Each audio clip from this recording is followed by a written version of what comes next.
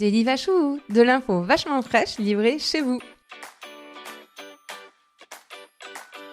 Bonjour à tous, bonjour à toutes, je suis Louise Lespard du podcast La Clé des Champs, le podcast qui donne la parole aux agriculteurs. Avec Daily Vachou, je vous propose d'apprendre 5 infos incontournables sur le monde agricole pour que vous deveniez incollable en agriculture. Allez, installez-vous confortablement, mettez les pieds sous la table et surtout faites de la place parce qu'aujourd'hui on vous livre à domicile un berger et son troupeau pour vous parler de la transhumance. Alors, première info, on va déjà rappeler en quoi consiste la transhumance. La transhumance, c'est un déplacement saisonnier de troupeaux.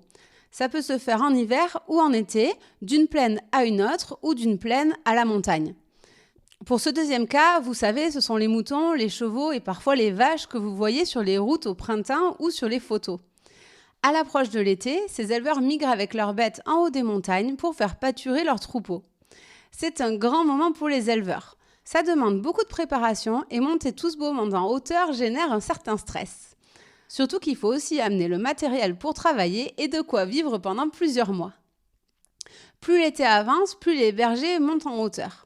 À l'arrivée de l'hiver et des premières neiges, ils redescendent sur leur exploitation en plaine.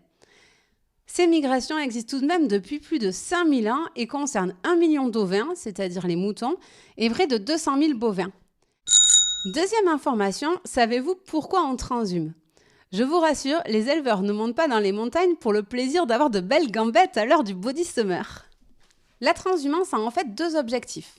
D'abord, monter en montagne leur permet d'offrir l'herbe la plus fraîche possible à leur troupeau. Et pour ceux qui transforment le lait en fromage, cela se ressent sur le goût du produit fini. La flore que mangent les animaux n'est pas la même qu'en plaine, vu que ce ne sont pas les mêmes espèces d'herbes ou de fleurs. Les fromages d'estive sont donc plus goûtus et auront en tout cas un goût bien différent de celui fabriqué pendant l'hiver en plaine. Le deuxième objectif de la transhumance, c'est de laisser l'herbe pousser en plaine, celle qui est autour de l'exploitation de l'éleveur. Il en profitera alors pour faucher cette herbe qui aura poussé, pour la laisser sécher, et c'est ça qui donnera du foin qu'il stockera pour nourrir ses bêtes pendant tout l'hiver. Finalement, la transhumance, c'est rien d'autre qu'une adaptation climatique ancestrale pour se prémunir des étés chauds et secs. Troisième info, parlons maintenant de la vie de berger en montagne. Vous avez l'image quand vous en avez ras-le-bol du travail. C'est décidé, vous allez partir faire berger en montagne. Vous vous y voyez bien, vous tout seul dans la montagne avec vos brebis. Bon alors, vous avez l'idée générale, mais gros warning quand même, c'est une vie qui ne convient pas à tout le monde.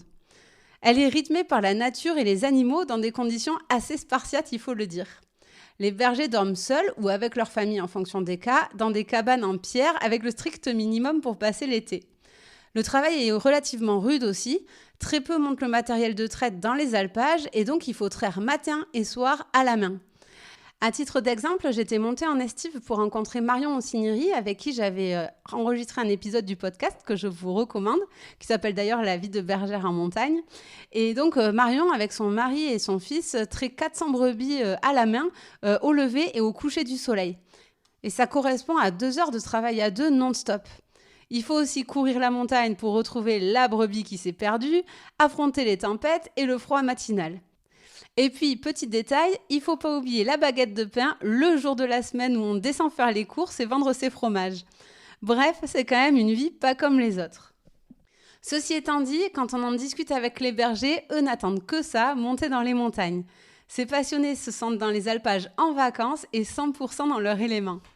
Alors finalement, pourquoi pas vous ? Mais allez tester quand même avant grandeur nature. Les bergers cherchent souvent de la main-d'œuvre et ça vous permettra de voir si c'est une vie qui vous correspond. Info numéro 4. La transhumance est inscrite au patrimoine mondial de l'UNESCO depuis 2019 pour 3 pays, l'Autriche, la Grèce et l'Italie. La France y a été ajoutée en décembre 2023 avec un ensemble d'autres pays. En plus de la transhumance en elle-même, cette inscription au patrimoine mondial de l'UNESCO regroupe un ensemble de rituels festifs qui accompagnent le départ des bêtes pour les pâturages, comme les fêtes d'estive par exemple. Et puis, au-delà de l'aspect culturel de la transhumance, cette pratique du pastoralisme apporte beaucoup à nos montagnes. Et c'est ça que l'UNESCO a voulu mettre en valeur. Les bergers sont vus comme les gardiens d'un écosystème et entretiennent les paysages. Les animaux qui pâturent permettent en moyenne montagne de garder les paysages ouverts et réduisent ainsi les risques d'incendie par exemple.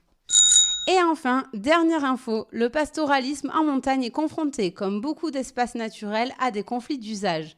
Entre écologistes, touristes et agriculteurs, pas toujours facile de s'entendre. Les bergers sont par exemple confrontés depuis quelques années à la multiplication du loup et de l'ours dans les montagnes. Si le retour de cette faune sauvage est vu comme une bonne nouvelle, elle pose la question de la protection des troupeaux. Et ce sont bien les éleveurs qui sont en première ligne, avec tout le stress et parfois les pertes économiques que cela génère. Certains se sentent démunis et font même le choix de dormir au milieu de leur troupeau pour protéger leurs animaux. D'autres éleveurs se munissent de patous des Pyrénées. Vous savez, ce sont ces gros chiens blancs qu'on voit souvent dans les montagnes. Sauf que maintenant, ce sont des conflits avec les randonneurs qui se multiplient, puisque les randonneurs, quand ils traversent un troupeau sur leur chemin, se voient attaqués par le patou qui les garde. Bref, pas facile de concilier tous les usages. En attendant, si vous croisez un troupeau en montagne, vérifiez qu'il n'est pas protégé par un chien et dans le doute, contournez-le. Et voilà, vous savez tout. Rendez-vous très bientôt pour un nouveau Daily Vachou, de l'info vachement fraîche livrée chez vous. Mais avant de vous quitter, si vous travaillez de près ou de loin avec les agriculteurs, l'information suivante va vous intéresser. La Clé des Champs propose désormais des formations pour les entreprises et leurs collaborateurs. L'objectif ? Vous permettre de mieux connaître les réalités quotidiennes du métier d'agriculteur et les conditions de production de notre alimentation. Après avoir suivi un module en e-learning dédié à votre filière, vous aurez la chance de partir passer une journée en immersion à la ferme aux côtés d'un agriculteur. Pour plus d'infos et inscriptions, rendez-vous sur www.laclédeschamps-podcast.fr.